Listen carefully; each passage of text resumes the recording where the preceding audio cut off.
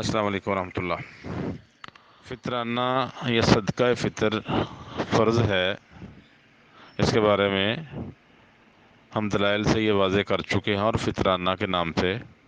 ہمارا کلپ موجود ہے فطرانہ کے احکام کے نام سے۔ یہاں یہ پوچھا گیا ہے کہ روایت جس سے کچھ لوگ کہتے ہیں کہ فطرانے کا حکم منسوخ ہو چکا ہے، اب یہ سنت ہے، فرض نہیں رہا۔ حنفی حضرات تو اسے واجب قرار دیتے ہیں۔ ان کا طریقہ کار وہی ہے جسے لوگ سنت کہہ لیں، فرض نہیں مانتے، اسے واجب قرار دیتے ہیں۔ اور فقہ حنفی میں واجب کی تعریف یہ ہے کہ کوئی چیز ادا کر لو تو بہتر ہے، نہ کرو تو وہ گناہ گار نہیں ہوگا۔ تو اہل سنہ کے نزدیک، اور کچھ لوگ ہیں ان میں داؤد ظاہری، آگے تفصیل میں آئے گا، اور کچھ حنبلی عالم ہیں،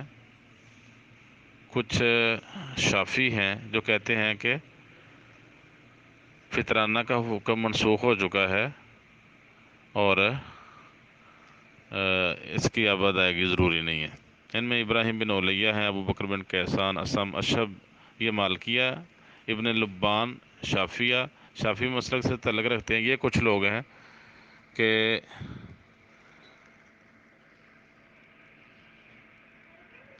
یہ حکم فطرانہ کا حکم منسوخ ہو چکا ہے۔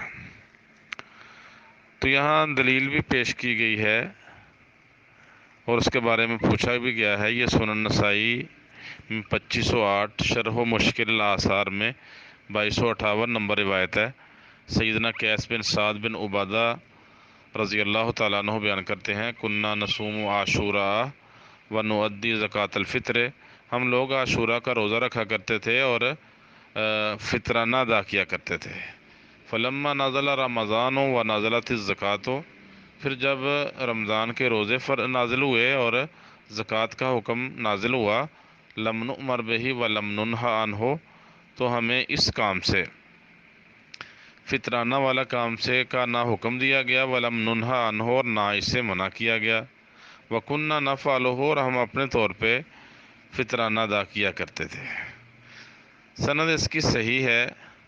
اور اس سے کچھ علماء نے استدلال کیا ہے کہ فطرانہ کا حکم ساقط ہو چکا ہے، اب اس کی فرضیت ختم ہوگی، کوئی اپنے طرف سے ادا کرنا چاہے تو کرے، کار ثواب ہے، ضروری نہیں ہے۔ تو یہ استدلال کئی طرح سے غلط ہے، کیونکہ ایک تو اس حدیث میں کہیں یہ لفظ نہیں ہے، یہ سیدنا قیس بن سعد بن عبادہ نے یہ کہیں بیان نہیں کیا کہ فطرانہ کا حکم منسوخ ہو چکا ہے۔ یہ تو انہوں نے اپنے طور پہ کہا کہ ہمیں حکم نہیں ملا اور نہ اسے منع کیا گیا، حالانکہ حکم تو پہلے مل چکا تھا۔ صحیح بخاری میں روایت ہے، 1503 نمبر روایت، سیدنا عبداللہ بن عمر رضی اللہ تعالیٰ عنہ بیان کرتے ہیں، فرض رسول اللہ صلی اللہ علیہ وسلم زکوٰۃ الفطر صاع من تمر او صاع من شعیر علی العبد والحر والذکر والانثی والصغیر والکبیر من المسلمین۔ رسول اللہ صلی اللہ علیہ وسلم نے صدقہ فطر کو فرض قرار دیا، کھجور کا ایک سا یا جو کا ایک سا، غلام پر بھی، آزاد پر بھی، مذکر اور مؤنث پر، چھوٹے اور بڑے پر، ہر مسلمان پر، اور حکم دیا کہ یہ نماز عید کی طرف روانہ ہونے سے پہلے ادا کر دینا چاہیے۔ تو امام بخاری رحمہ اللہ نے یہاں باب بھی باندھا ہے، باب فرض صدقۃ الفطر، فطرانے کے فرض ہونے کا بیان، کہ یہ فرض ہے، سنت یا واجب نہیں ہے۔ تو اب یہ جو حدیث پیش کی جاتی ہے کہ اس سے فطرانہ کا حکم منسوخ ہو چکا ہے، یہاں کوئی ایسے الفاظ نہیں، جبکہ عاشورہ فرض تھا، تو اس کے بارے میں بخاری اور مسلم کی روایات ہیں کہ اللہ کے رسول نے فطرانے یہ عاشورہ کا روزہ فرض قرار دیا، جب رمضان کے روزے آئے تو پھر آپ نے اجازت دے دی کہ اس کی فرضیت ساقط ہو گئی ہے، اب جو چاہے رکھے، جو چاہے چھوڑ دے۔ تو فطرانہ کے مسئلہ میں تو ایسی بات ہوئی نہیں، ایک حکم پہلے چونکہ چل رہا تھا تو اس کو رپیٹ کرنے کی ضرورت نہیں تھی۔ تو اس لیے اگر کوئی یہ سمجھے کہ منسوخ ہو چکا ہے تو یہاں سے تو کوئی ایسے الفاظ نہیں ہیں جس سے اس کی تنسیخ نکلتی ہو فطرانہ کی۔ باقی علماء نے، محدثین نے اس سے یہی استدلال کیا ہے کہ صدقہ فطر فرض ہے، اور اس حدیث سے اس کی تنسیخ ثابت نہیں ہوتی۔ حافظ ابن خزیمہ رحمہ اللہ نے صحیح ابن خزیمہ میں 2395 نمبر روایت اس پر یہ باب قائم کیا ہے کہ فطرانہ مذکر مؤنث آزاد غلام ہر ایک پر فرض ہے، کہ کیونکہ اللہ کے یہ اس کی دلیل یہ ہے کہ نبی صلی اللہ علیہ وسلم نے ایک مرتبہ اس کا حکم دے دیا، اور اس کے بعد خاموشی سے یہ حکم منسوخ نہیں ہو سکتا، اور یہ حکم منسوخ بھی نہیں ہو سکتا الا ان یعلم صلی اللہ علیہ وسلم ان ما کان امرہ بہ ساکت، کہ ہم جو حکم دے چکے ہیں اس کے بعد کوئی اور حکم جاری کرتے ہیں کہ یہ حکم ساقط ہو چکا ہے، تب تک اس کی تنسیخ ثابت نہیں ہوتی۔ تو ابن خزیمہ رحمہ اللہ نے اس سے یہی استدلال کیا ہے کہ چونکہ حکم ایک مرتبہ آپ دے چکے تھے، اس کو دہرایا نہیں، اور تنسیخ تب ثابت ہونی تھی جب آپ اس کی وضاحت کر دیتے بھی ہم پہلے کہتے تھے کہ یہ فرض ہے، اب فرض نہیں رہا۔ امام طحاوی شرح مشکل الاثار میں یہ حدیث لائے ہیں۔ تو دوسری حدیث ہم نے جو بیان کیا کہ آپ نے یہ کہہ چکے تھے کہ فطرانہ فرض ہے، اب ان دو احادیث کی تطبیق میں کہتے ہیں ففی ھذا الحدیث ذکر فرض رسول اللہ صلی اللہ علیہ وسلم ایہا، یہ جو عبداللہ بن عمر کی حدیث ہے اس میں رسول اللہ صلی اللہ علیہ وسلم نے فطرانے کو فرض کرا دیا ہے، اور لوگ اس کو پھر کوشش کی کہ ایک سا کی بجائے اس کے گندم کے 2 مد نکال دیے جائے، مثلا آدھا سا۔ تو یہ اسی لیے کیا ہے کہ اس کی فرضیت باقی تھی، اگر فرضیت باقی نہ ہوتی تو صحابہ کرام کو اس مسئلے میں پڑھنے کی ضرورت نہیں تھی۔ تو کہتے ہیں یہاں فرض ہوا ہے، اور جو قیس بن سعد کی روایت ہم نے پڑھی ہے وہ تو اس کے مخالف ہے۔ تو کہتے ہیں ہم نے اس میں غور و خوض کیا قیس کی روایت میں، فوجدنا لہ وجہا محتملا، تو اس کی ایک قابل احتمال توجیہ ہمیں ملی ہے، وہ یہ ہے کہ صدقہ فطر آغاز میں جس طرح زکوٰۃ کی طرح کی فرض تھی، اس طرح کا اس کو فرض کر دیا بعد ان فرضت فیہا حتی صارت فی فرضہا کالصلوات الخمس فی الایمان۔ جب زکوٰۃ فرض ہوئی ہے تو یہ نماز 5 نمازوں کی طرح ایمان کا ایک رکن قرار دیا ہے، اور جو زکوٰۃ کا انکار کرے گا وہ کافر ہو جائے گا، جبکہ صدقہ فطر کی کیفیت ایسی نہیں تھی۔ تو اس کے بعد پہلے سے فطرانہ صدقہ فطر تھا، اور اس کا حکم یہ تھا کہ اس کو ایمانیات میں شامل کیا گیا، لیکن جب زکوٰۃ فرض ہوئی ہے تو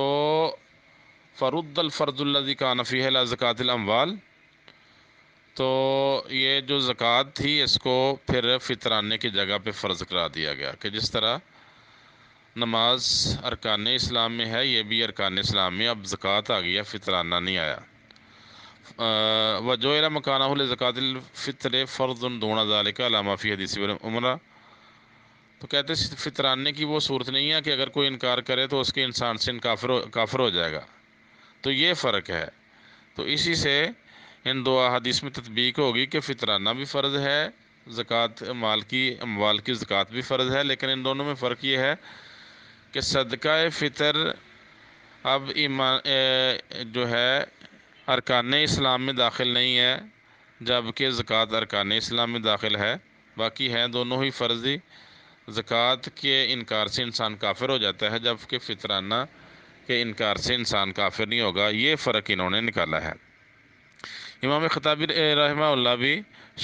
اس میں معالم السنن میں یہی کہتے ہیں کہ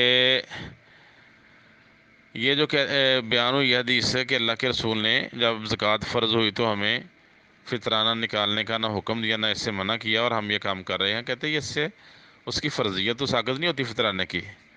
کیونکہ عبادت میں اضافہ جو ہے وہ اصل عبادت جس میں اضافہ ہوا ہے اس کو تو نسخ نہیں کرتا۔ تو دوسری ساتھ ہی اس کی علت بھی یہ بیان کی ہے کہ یہ روزے دار سے جو لغو باتیں ہو جاتی ہیں یا کچھ کام ہو جاتے ہیں برے، تو اس سے یہ پاکی کا باعث بنتا ہے، تو یہ ہر مالدار پر اور فقیر پر فرض آتا ہے، اس سے روزے داروں کی گناہوں کی تطہیر ہوتی ہے، تو یہ فرضیت اس کی ساقط نہیں ہوئی۔ امیر سنانی رحمہ اللہ نے بھی سبل السلام میں یہی موقف اختیار کیا ہے کہ اس حدیث سے فطرانے کی تنسیخ نہیں ہوئی، بلکہ یہ ایک حکم چل رہا تھا، تو دوبارہ اس کو دہرانے کی ضرورت نہیں پڑی۔ ابو جعفر نحاس، یہ الناسخ والمنسوخ ان کی کتاب ہے، اس میں بھی انہوں نے یہی موقف اختیار کیا ہے کہ رسول اللہ صلی اللہ علیہ وسلم سے فطرانہ کا حکم ثابت ہے، اور ایک مرتبہ آپ کسی کام کا حکم دیں تو وہی کفایت کر جاتا ہے۔ ولا یزور الا بشیء ینسخہ، جب تک واضح کوئی ناسخ نہ ہو اس کے بغیر اس کی فرضیت ساقط نہیں ہوتی، تو یہ فرضی ہے۔ امام حافظ ابن حزم رحمہ اللہ نے بھی اس میں محلہ بالآثار میں یہی موقف اختیار کیا ہے۔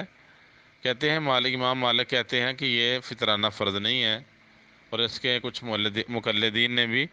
دلیل دی ہے کہ رسول اللہ صلی اللہ علیہ وسلم نے اس کی مقدار معین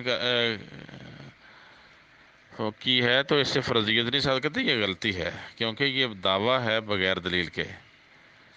اور اس کے بارے میں ڈرنا چاہیے جو اس کو فرض نہیں مانتے۔ پھر کہتے ہیں کہ جو یہ حدیث بیان کی جاتی ہے قیس بن سعد کی کہ اللہ کے رسول نے ہمیں حکم دیا فطرانہ کا زکوٰۃ سے پہلے، پھر آپ نے نہ ہمیں حکم دیا نہ اس سے منع کیا، تو